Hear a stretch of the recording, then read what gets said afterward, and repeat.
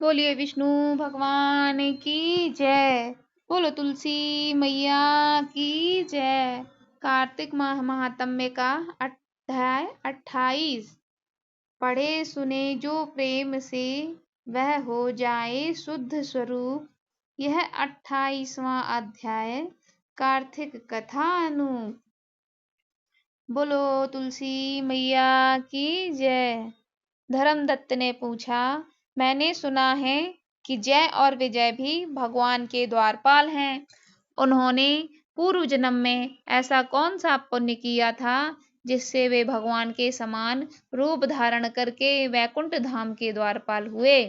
दोनों पार्षदों ने कहा, ब्रह्मन पूर्व काल में तृणबिंदु की कन्या देवहूति के गर्भ से महर्षि कर्दम की दृष्टि मात्र से 2 पुत्र उत्पन्न हुए। उनमें से बड़े का नाम जय और छोटे का नाम विजय हुआ। पीछे उसी देवहूति के गर्भ से योग धर्म के जानने वाले भगवान कपिल उत्पन्न हुए। जय और विजय सदा भगवान की भक्ति में तत्पर रहते थे। वे नित्य अष्टाक्षर मंत्र का जाप और वैष्णव व्रतों का पालन करते थे। एक समय राजा मरुत ने उन दोनों को अपने यज्ञ में बुलाया। वहां जय ब्रह्मा बनाए गए और विजय आचार्य। उन्होंने यज्ञ की संपूर्ण विधि पूर्ण की। यज्ञ के अंत में अनुभृत स्थान के पश्चात राजा मरुत ने उन दोनों को बहुत धन दिया। धन लेकर दोनों भाई अपने आश्रम पर गए। वहां उस धन का विभाग करते समय दोनों में परस्पर लाग डांट पैदा हो गई।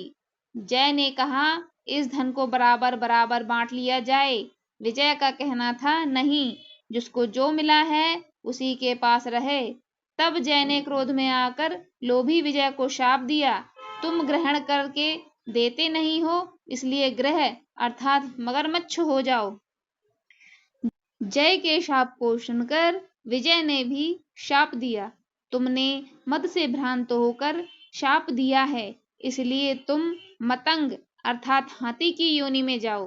तत्पश्चात उन्होंने भगवान से शाप निवृत्ति के लिए प्रार्थना की। श्री भगवान ने कहा, तुम मेरे भक्त हो, वचन कभी असत्य नहीं होगा। तुम दोनों अपने ही दिए हुए इन शापों को भोग कर फिर से मेरे धाम को प्राप्त होगे। ऐसा कहकर भगवान विष्णु अंतर्ध्यान हो गए। तदनंतर वे दोनों गंड नदी के तट पर ग्राह और गज हो गए। इस योनि में भी उन्हें पूर्व जन्म का स्मरण बना रहा और वे भगवान विष्णु के व्रत में तत्पर रहे। किसी समय वह गजराज कार्तिक मास में स्नान के लिए गंड नदी गया, तो उस समय ग्राह ने शाप के हेतु को स्मरण करते हुए उस गज के पैर को पकड़ लिया। ग्राह से पकड़े जाने पर गजराज ने भगवान रमानाथ का स्मरण किया।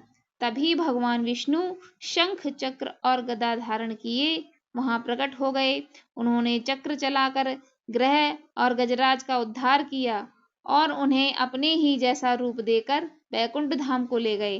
तब से वह स्थान हरि क्षेत्र के नाम से प्रसिद्ध है। वही दोनों विश्वविख्यात जय और विजय हैं, जो भगवान विष्णु के द्वारपाल हैं। धर्मदत्त, तुम भी ईर्ष्या और द्वेष का त्याग करके सदैव भगवान विष्णु के व्रत में स्थिर रहो, समदर्शी बनो।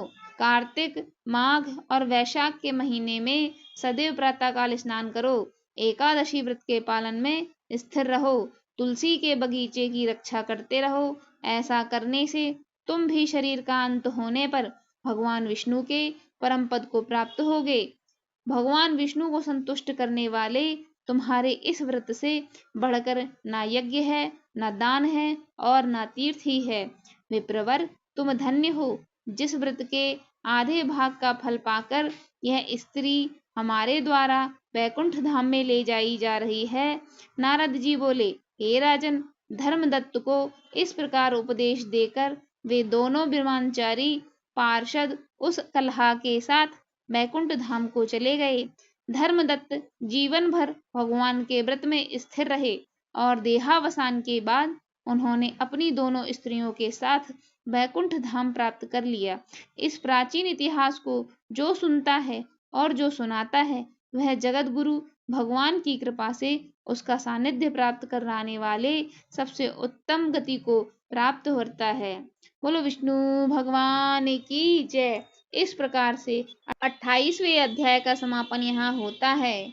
अगर आपको ये कथा अच्छी लगी हो तो प्लीज़ एक लाइक ज़रूर कर दीजिए और इसी तरह की वीडियो देखने के लिए हमारे चैनल को सब्सक्राइब कीजिए।